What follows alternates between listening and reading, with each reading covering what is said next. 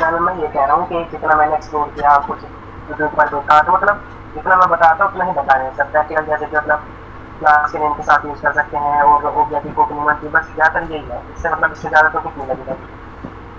तुम्हें समझ क्या क्या आया? पहले जो बता रहे हैं उसको गोली मारो। एक मिनट होल्ड करो यार, मैं हेडफोन लगाऊँ, तुम्हारी ना आवाज़ क्लियर नहीं आती उस पर।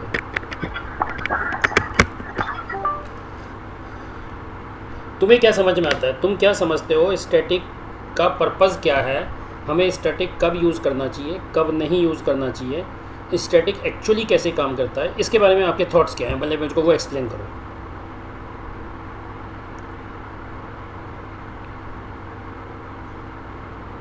इसको इसको किसी रियल टाइम एग्जांपल से थोड़ा सा एक्सप्लेन कर सकते हो, so that I get a confidence कि तुम्हारी अंडरस्टैंडिंग ठीक है। This line what you said just before, it is a bookish line, right? It is a typical bookish line कि this is the same whatever is written in the books. So एक बार थोड़ा सा और इसको detail out करो कि यार हाँ, what do you understand from that? This what you speak कि कब मुझे स्टैटिक रखना है, कब वो स्टैटिक नहीं रखना है, राइट? Which is 100% correct. अब इसमें थोड़ा सा मैं दोबारा मेरे पुराने वाले एग्जाम्पल आता हूँ। एक मेरा कॉलेज है, कॉलेज में बहुत सारे स्टूडेंट हैं, तो मैं इसको कैसे रिप्रेजेंट कर सकता हूँ कि मेरे हर एक स्टूडेंट का एक ऑब्जेक्ट बनेगा। ऑब्जेक्ट इज़ नथिंग, एक डिफरेंट इंडिविजुअल एंटिटी। तो आसिफ एक ऑब्जेक्ट है, शाकिर मतलब don't take in this way कि एक ऑब्जेक्ट है जिसमें उस स्टूडेंट ऑब्जेक्ट्स का नेम होगा विच इज़ आसिफ, एज होगी आसिफ की एज आ जाएगी, डेट ऑफ बर्थ आसिफ की आ जाएगी, जो भी प्रॉपर्टीज़ होंगी वो स्पेसिफिक एक स्टूडेंट दूसरे स्टूडेंट की अलग हो सकती है। लेकिन कॉलेज की कुछ चीज़ें ऐसी प्रॉपर्टीज़ हो सकती हैं जो शेयर रिसोर्स हो। तो आप इसको ऐसे समझो, मेरे पास एक मेरा पर्सनल रिसोर्स है, मेरा पर्सनल प्रॉपर्टीज़ है, वो उस ऑब्जेक्ट की होंगी, लेकिन शेयर रिसोर्स है। शेयर रिसोर्स को ऑब्जेक्ट्स में डिवाइड करने की ज़रूरत नहीं है। वो आसिफ भी यूज़ कर सकता है उस रिसोर्स को, शाकिर भी यूज़ कर सकता है, एंड उसको अगर आप उसकी मल्टीपल कॉपीज़ बनाओगे हर एक ऑब्जेक्ट के लिए, हर एक स्टूडेंट के लिए, तो this is wastage of resources. College है, कॉलेज एक है, कॉलेज में एक क्लास रूम है, क्लास रूम आसिफ भी यूज़ करता है, शाकिर भी यूज़ करता है, बाकी और स्टूडेंट्स भी यूज़ करते हैं, टीचर्स भी यूज़ करते हैं, राइट? व्हाट इफ़ कि हर एक स्टूडेंट के लिए अलग क्लासरूम बनाया जाए? Does it make sense? No. तो वो क्या है? Static is nothing, it's shared resources at class level. उस क्लास का एक शेयर्ड रिसोर्स है, उसके सारे ऑब्जेक्ट सिमिलरली यूज़ कर सकते हैं, बट उनमें से कोई ऑब्जेक्ट जाकर उसकी वैल्यू को चेंज करेगा तो वो सबके लिए चेंज होगी। आपका एक ब्लैक बोर्ड है, वाइट बोर्ड है आपकी क्लासरूम के अंदर, अगर उसमें आसिफ ने जाकर कुछ लिख दिया तो वो शाकिर को भी अवेलेबल होगा, बाकी डिफरेंट ऑब्जेक्ट्स या बाकी डिफरेंट स्टूडेंट्स के लिए भी अवेलेबल रहेगा, फैकल्टीज़ के लिए भी अवेलेबल रहेगा, जो जो उस शेयर रिसोर्स को एज इट इज़ यूज़ कर रहा है। बट अगर मैं हर किसी को एक अलग वाइट बोर्ड दे दूँ तो आसिफ अपने बोर्ड पर लिखेगा, शाकिर अपने बोर्ड पर लिखेगा, दोनों को एक ये नहीं पता होगा, दोनों एक दूसरे के उस रिसोर्सेज में कोई डिस्टर्बेंस नहीं करेंगे। Is that clear with respect to static part? ये क्लियर हो गया आपको? तो आपको अभी मैंने बिल्कुल लाइव प्रैक्टिकल एग्जाम्पल से ये समझा दिया है कि स्टैटिक के अंदर कब आपको स्टैटिक यूज़ करना है, कब नहीं करना है, वो हम बहुत सारे केसेस। लेकिन पॉइंट ये है कि बहुत सारे केसेस ऐसे होते हैं जब स्टूडेंट्स ये फंस जाते हैं कि यार यहाँ पर स्टैटिक कर लूँ क्या या यहाँ नहीं करूँ। तो आपको ये समझ में आ जाएगा, जहाँ शेयर्ड रिसोर्स है it has to be used by each and every one, तो आपको स्टैटिक करना है। But you need to make sure कि अगर स्टैटिक की वैल्यू कोई एक चेंज करेगा तो सबके लिए चेंज हो जाएगी। नेक्स्ट इंपॉर्टेंट थिंग आती है फाइनल।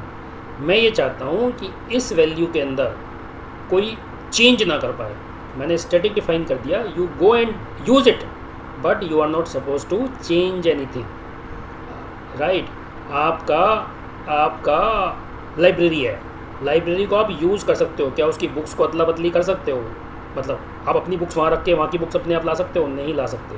या दूसरा कोई भी बहुत सारे एग्जांपल्स आप ऐसे सोच सकते हो जहाँ पर वैल्यू चेंज करना अलाउड नहीं है। तो हम क्या करेंगे, हम उसकी वैल्यू को प्री डिफाइन कर देंगे। यस, आप सब यूज़ करोगे, लेकिन हर आदमी इसको चेंज करने की एक्सेसिबिलिटी नहीं रखता। वह लाइब्रेरी का लाइब्रेरियन ही है जो उसको चेंज कर सकता है, और वो भी स्पेसिफिक केस में चेंज करेगा। ये नहीं कि जब हर रोज़ चेंज कर रहा है तो वो that can not be final.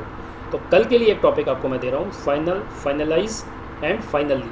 3 typical keywords हैं और ये बहुत बार एक साथ यूज़ होते हैं स्टूडेंट्स बहुत सारे कंफ्यूज रहते हैं कि कब मुझे फाइनल यूज़ करना चाहिए, कब मुझे फाइनली यूज़ करना चाहिए, कब मुझे फाइनलाइज यूज़ करना चाहिए। कल हम इस पर थोड़ा सा डिस्कशन करेंगे।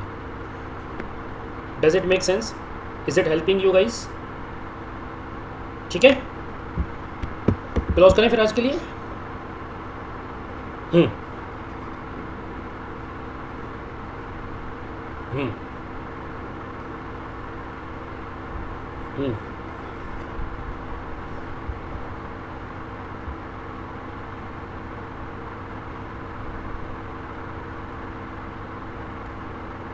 तो नहीं, स्टैटिक ब्लॉक तो यूज़ कर ही रहे हो ना आप जो कर रहे हो, आप स्टैटिक ब्लॉक ही तो यूज़ कर रहे हो सिंगलटन के अंदर।